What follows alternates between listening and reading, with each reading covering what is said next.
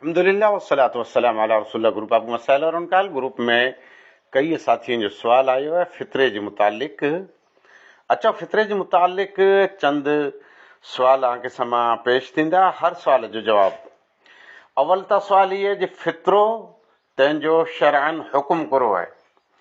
फितरो शरअन फर्ज आहे। अगलो सवाल के मथे फर्ज है? हर मुसलमान मथे फितरो फर्ज है।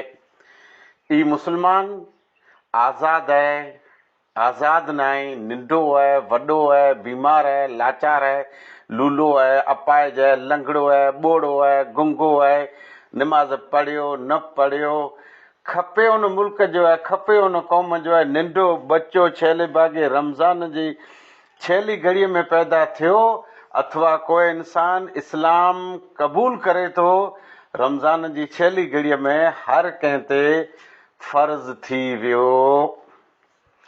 अगलो सवाल फर्ज थी वियो त कई वस्तु ॾेवा बि फितरे में। फितरे जे अंदर अनाज ॾेवाबो, उहो खुराक जेको पाण खयूं था। मिसाल तरीक़े गेहूं तंहिंजो अटो खयूं था, बाजर तंहिंजो अटो अने चोखा। कच्छ जे अंदर त्रै वस्तु वधारे थिए थी। अमुक जगह ते खिचड़ी पण खाइनि था, एतिरे मुंग आके इख्तियार आहे।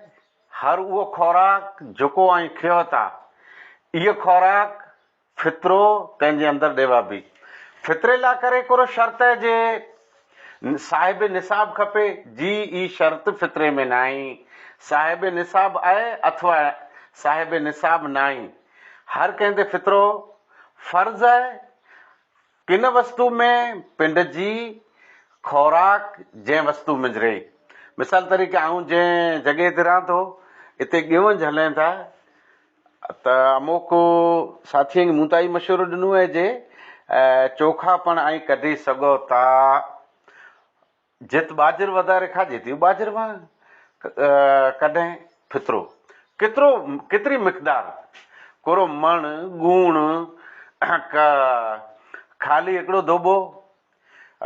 हदीस जे मुताबिक़ फितरे जी मिक़दार हिकिड़ो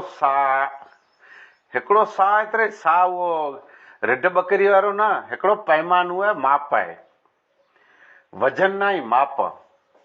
पाण चई सघूं था वजन जे मुताबिक़ 2.5 किला, टूक में 2.5 किला अनाज ऐं 2.5 किला अटो कढो, 2.5 किला गेहूं कढो, 2.5 किला चोखा जेकी से।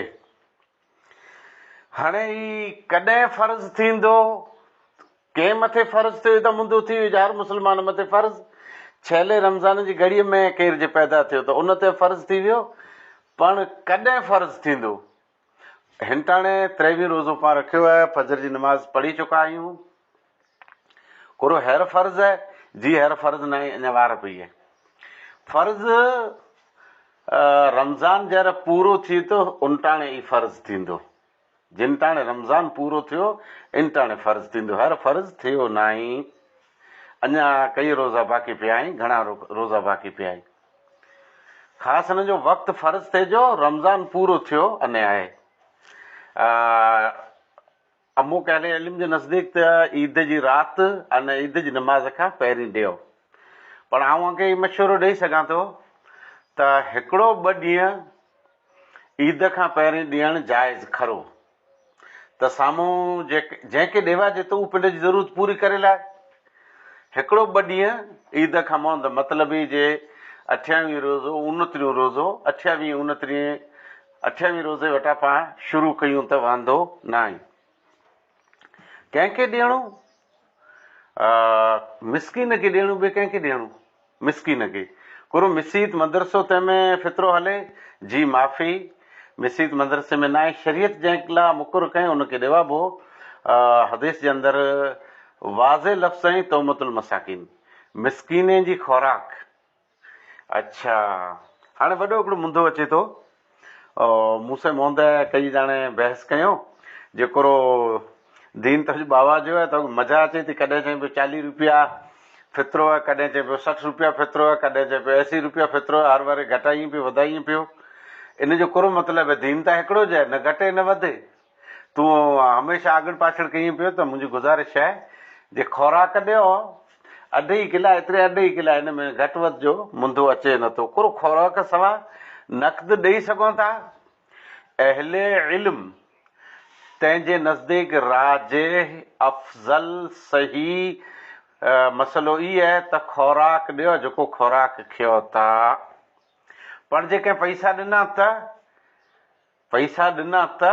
पाण हिनखे जाइज़ चई सघूं था, साव नाजाइज़ न चई सघूं, अने एतिरी सख़्ती अने शिदत न करे सघूं। मक़सदु अने हिकमत करो आहे, ॾियूं था तंहिंमें हिकिड़ी त मक़सदु ई आहे जे रोज़ेदार रोज़ो रखे थो, हिन में कॾहिं जरा खनि बांग चालू पई हुई तर खाधे पे थोड़ी खनि ॿई हिन जी अगलाण अथई, को लघवियात, को फालतू, को अमुक रोज़े जो सवाबु जेको पंहिंजी कोताही जे करे ओछो थियो ते फितरो ॾींदासूं, ई कोताहियूं तंहिंजी भरपाई थी वेंदी। ॿियो मक़सदु आहे तोमतुल मसाकिन, मिसकीन जी खुराक। मिसकीन जी खुराक रुॻी हिनखे उते सौंप वारी कणिक जी फगाए ॾींदासीं, इहे न, इन कणिक में ॿियूं ढिघ चीजूं खपंदियूं। ई ख़ाली अटो हिनखे न, जेकॾहिं खुराक रही तोमतुन खाधो खुराक, त खुराक ख़ाली गेहूं जी न आई जे गेहूं ई गरम करे खाए पियो, का गेहूं जो से ॾारो बनाए न डरियो रधे पिए। इन लाइ करे मड़े खपे थियूं वस्तु, खुराक में मड़े चीजूं अचे थियूं। त जेकॾहिं केरु अनाज ॾे, अमुक अहले इल्म त नाजाइज़ चयो हुयो, पुठियां जेके हिंटाणे मुतक़द्दिमीन रहिया, पहिरीं निकिरिया अने मुताख़िरीन हिन ज़माने जा, इन जे नज़दीक पाण हिन वस्तु मथे अहिड़ो वांदो खरो इख़्तिलाफ़ी मसइलो आहे। पाण जेकॾहिं सामिलो जंहिंखे ॾियूं था उनजी ज़रूरत जे तहत ॾियूं त ॾेई सघूं था, पर उनखे ई खुराक में इस्तेमालु कयो खपे। पोइ ईअं न जे हुन ग़रीब खे ॾिनो, मोबाइल पियो गिने, मोबाइल जा बैलेंस पियो गिने, जे अब असां ॾिनो आहे तोखे छूट, तूं जीअं खपे ईअं वापराए, ईअं न, उनखे खुराक में वापराइणो खपे। अच्छा, खुराक जो उन लाइ बहितर आहे, त सवाइ हुनजी घर जी ज़रूरत हिन खुराक बाबति पण घणी होए थी। अने अहिड़ो ज न आहे ख़ाली ईद जो जन वापराए छॾे, हिनखे ऐं ॾियो, हुनखे गनी करे सघो था। फितरो कंहिंखे ॾे बाबू? फितरो मिसकीन खे ॾे बाबू।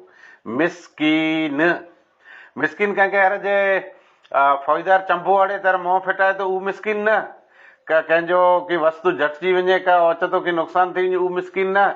मिसकीन शरान ज़कात जो मसरफ़ पहलो आहे फ़क़ीर, ॿियो आहे मिसकीन। त मतिलबु इन लेवल जा जेको मिसकीन रहिया गुरबत वारा, इन खे ॾेई सघूं था। ज़रूरी न आहे जे हर यतीम मिसकीन हुए, हर बेवा मिसकीन हुए। जेकॾहिं मिसकीन बेवा आहे त हुनखे ॾियो, मिसकीन जी कैटेगरी में यतीम अचे थो त हुनखे ॾियो, ॿुढड़ो रहियो हुनखे ॾियो, नंढे खे ॾियो, वॾे खे ॾियो, फैमिली वारे खे ॾियो, कुंवारे खे ॾियो, शादीशुदा खे ॾियो, खपे हुन कारे गोरे अरब अजम खे ॾियो, जेकॾहिं हू मिसकीन आहे त। ईद जी नमाज़ खां पुठियां केर जे अदा कंदो त ई फितरो की न हूंदो, इहो आम सदको थी वेंदो। लिहाज़ा फितरे जे मुतालिक़ बहस तवील थी वई आहे, माफ़ी चाहियां थो।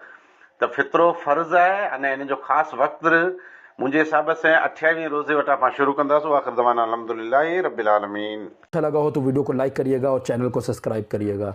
तो इंशाल्लाह फिर मुलाकात होगी, दुआ में याद रखिएगा। अस्सलामु अलैकुम व रहमतुल्लाहि।